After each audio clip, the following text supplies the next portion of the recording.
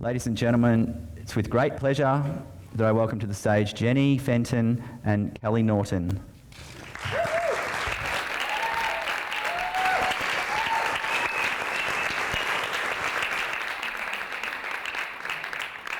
Hello Bellingen, we can't see you but we know you're there. No doubt everyone here has heard about the caste system that operates in many parts of the world still. Maybe you've heard about how devastating it can be for people who are born into lower castes or with no caste at all, the so-called untouchables. Discrimination against these people has included exclusion from most professions, substandard wages, exclusion from places of worship, communal resources like wells. Purely by virtue of their birth, whole groups of people have been segregated within their communities, at festivals, in restaurants, in schools. Imagine if this kind of marginalisation were happening here in Australia, and even here in our amazing, beautiful town of Bellingen. Would you be outraged? Would you make a stand? Well, the bad news is it is happening in Australia and it is happening in Bellingen. The untouchables that I want to talk about today are people who live with disability. To talk about disability, I want to share the story of my family. We include a member with disability, and our journey began 6 years ago when my daughter was born. I started out with the same understanding of disability that most of you probably have today, with mostly negative ideas around charity, unlucky, needing prevention and cure, and tragedy. My outlook was typical of my generation because I had very little contact with people with disability. They were largely invisible, and when they were visible, they were largely segregated. Special bus, special school, special workplace, and so on. But 6 years later, I don't hold any of those negative ideas, and I thought it might be useful to talk about the series of realisations that led me from an unhealthy perspective of us and them to one of inclusion and positivity. So 6 years ago, a baby girl was born, a really cute one. And for a long while we knew she was the most perfect, unique, amazing creature we'd ever set eyes on. And there's those eyes. As she grew, we named her Marla, and as she grew, her huge smile captured the hearts of friends, family and strangers alike. There's her with her great-grandmother. When our little girl was 1, it began to be obvious that she was on a different path to many. And in the often difficult months that followed, that path became very medicalised, and we as a family lost our way. I think of those times as the dark days. We worried, we argued, we cried. We withdrew from most of our friends and family. We struggled to know what to do next, and we tried to do everything that every expert told us we should do in the hope that our little girl would be whole again. All the while not realising that our little girl was whole and had been all along. Just after her second birthday, with her baby brother new in my arms, another cute one, we were given a new label to go with daughter, sister, niece, cousin, granddaughter, and that label was cerebral palsy. A pile of negative emotions and impossible schedules almost crushed us in the next few years. We also started to be buried under other people's assumptions about disability, as if our own weren't enough. The crux of that phase of our lives post-diagnosis was that we entered what I think of as fix-it mode. The first major realisation for me came during fix-it mode. I realised that all the activities, the therapy and the worrying that we were doing felt like hell, but it wasn't. It was just hard work. It still is. I realised that hell would actually be losing our little girl and that no one had died, just an idea had died. At least half the load I was carrying left me with that realisation. It was like flicking a switch. The next realisation came hot on the heels of the first. I realised that hard work can be negative, neutral or positive. It's a choice, and I chose the second too. Again, it was like flicking a switch. Over time, I came to realise that most grief, guilt and most worry about the future lifted with the acceptance that this is just a different path. The next big shift brought the fix-it mode to an end. I realised that no one needs to feel broken, especially not a child.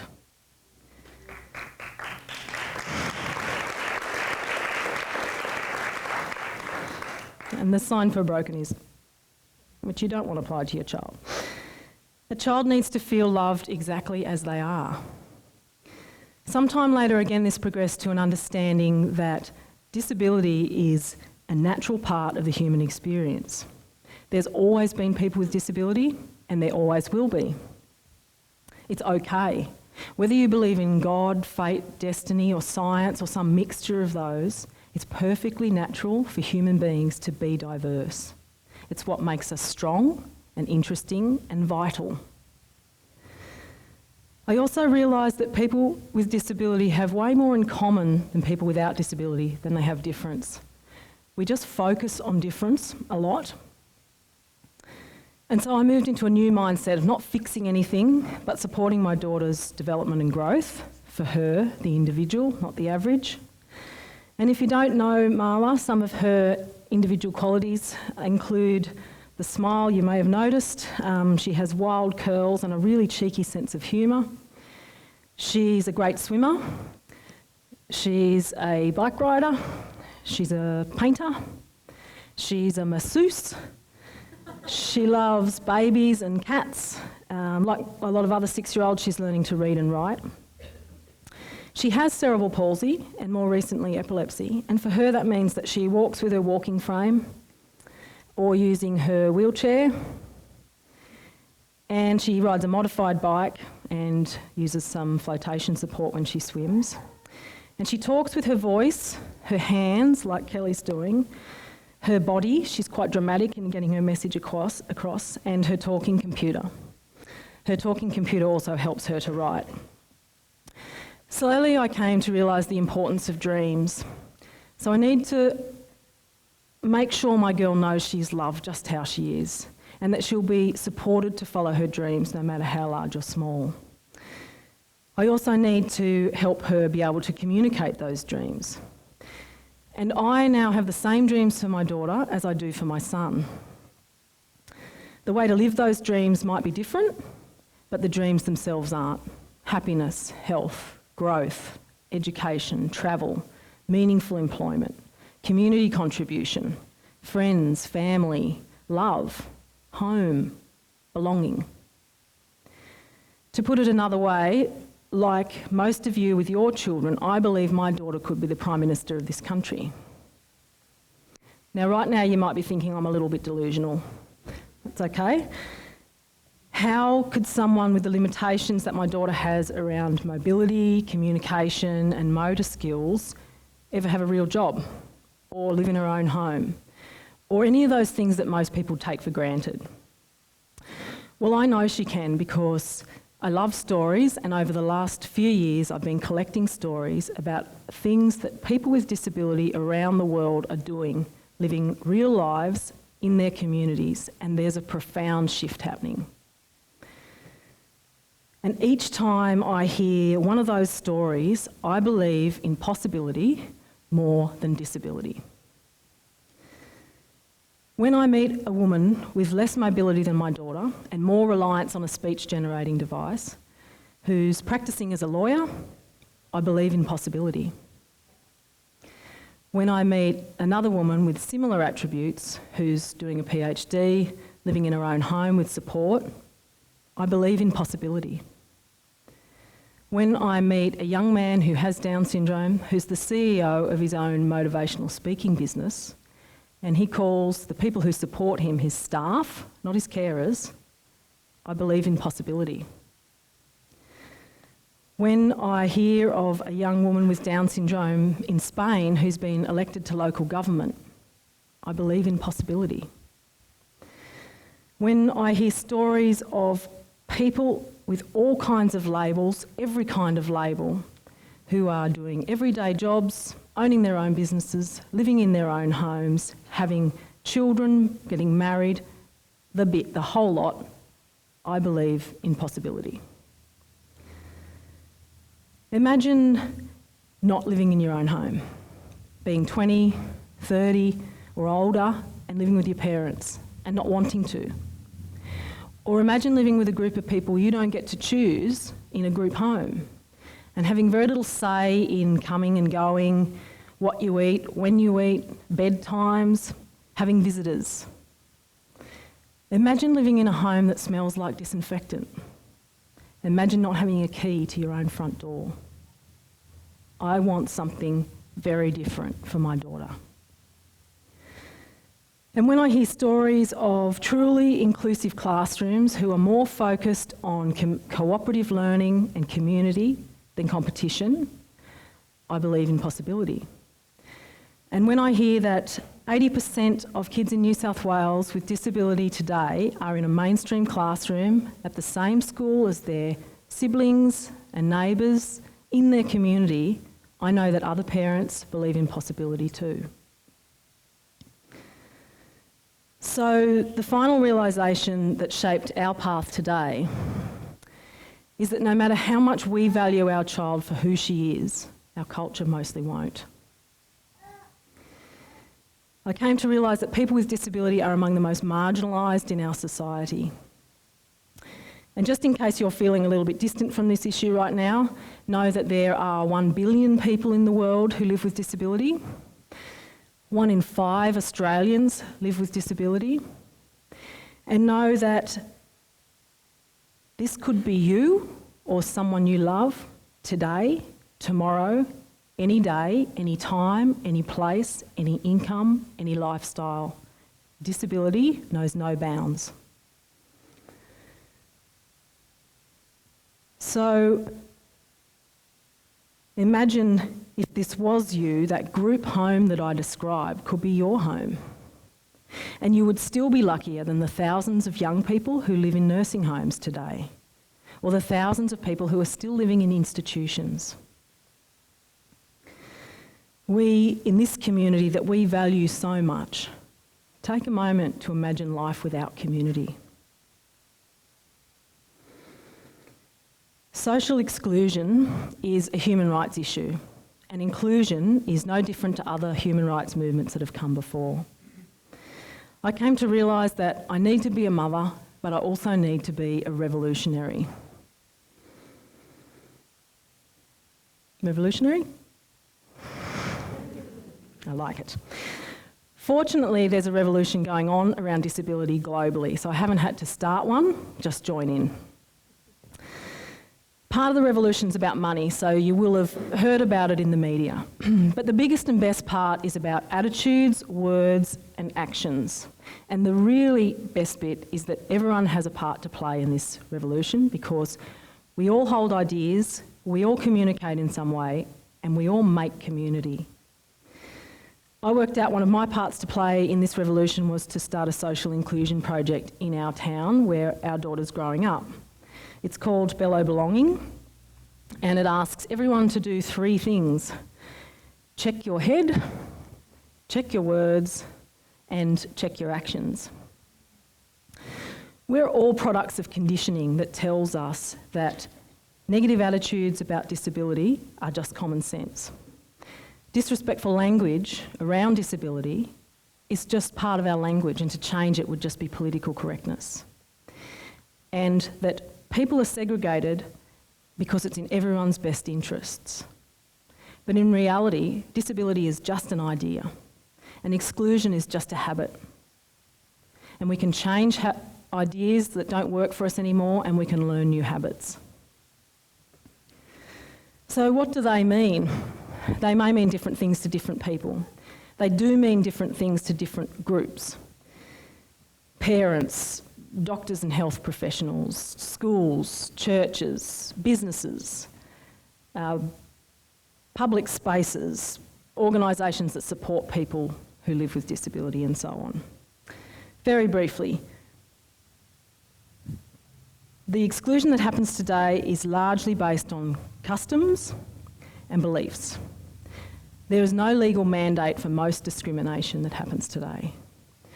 So check your head means to consciously explore the ideas and assumptions that you hold about disability and ask yourself whether they serve you and your community well. Often these ideas only serve to create distance between us and someone who's different in some way. Quick quiz.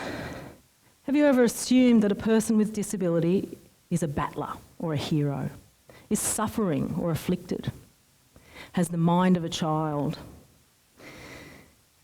is a burden on society or their family, is dependent, won't amount to much, needs a cure or prevention, is uneducable, is only ever going to be able to do domestic or manual labour, belongs with their own kind, needs special facilities and experts to participate, so they need to go to some other special place. Have you ever assumed that someone who communicates in a unique way has nothing to say? Well, my quick response to any yes answers you may have had, and I still have yeses raise their ugly heads too, is this: people are individuals.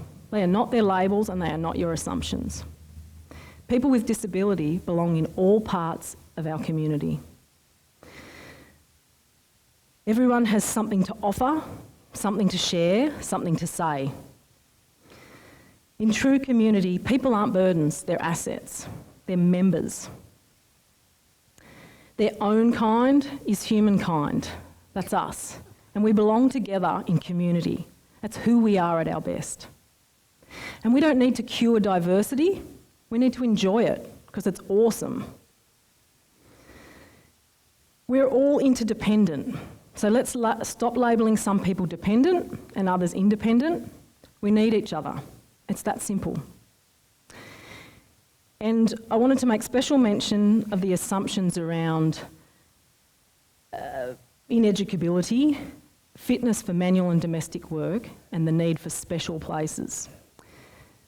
These are all arguments that have been used in the past to exclude women and Indigenous people from the economic table.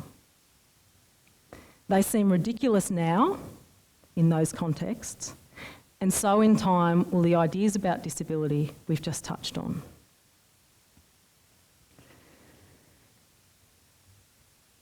There's a whole lot of labelling going on. Again, it serves to create distance. I don't like the term disability, or special for that matter. They're not positive terms. And I hope after the revolution we won't need to use those kinds of labels. But in the meantime, I want to urge everyone to use more respectful language. The main label to use when being respectful is a person's name.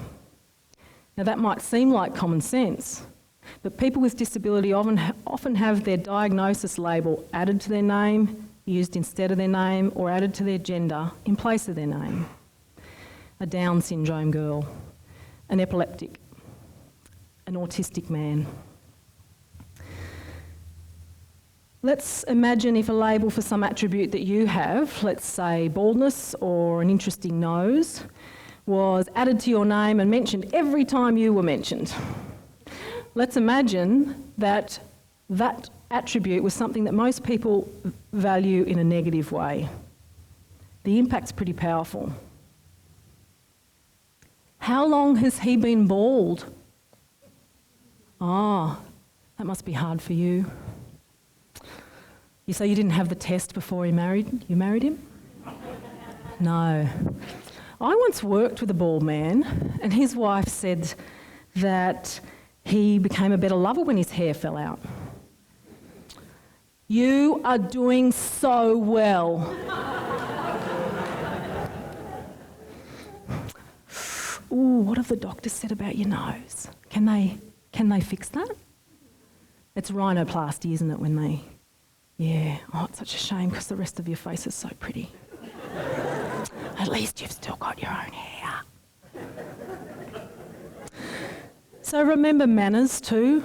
Asking someone what's wrong with them, asking in front of them, is rude.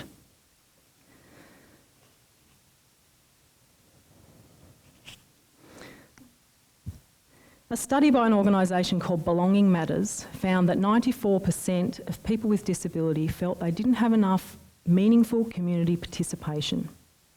What are we going to do about that? Are there ways that you're going about the business of being you that's excluding people? And are there ways that you can do the business of being you that includes more people? How are you portraying disability in your language, in your classrooms, in your workplaces, in your home, with your children, in the media? Is it honest, and does it use positive role models? Or does it use cliches and negativity, us and them? What if we declare ourselves a socially inclusive community and work towards consciously increasing our thoughts, words and actions to promote belonging? Like this. You know this symbol, you've probably parked there when you shouldn't have. What if we change this symbol to this one? New York and other parts of the world are doing this. How different do those two images make you feel? What if we all focused on possibilities and not limitations, so that people who live with disability and everyone else who's been excluded from community can believe in their own value and their own limitless possibilities? So that's my emerging dream of how our community can be an experiment. Join me in this revolution. At worst, awareness levels will be lifted across our community and our kids will have the chance to be ordinary and not special. And at best, our community can inspire other communities, other conversations, other possibilities. I'd like to leave you with this quote from Tree Sisters. Call everything you do an experiment, because you can't fail an experiment. You can only learn. Let's learn together, let's dream together, and let's be extraordinary. Thank you, Bellingen, for everything. And thank you, Kelly.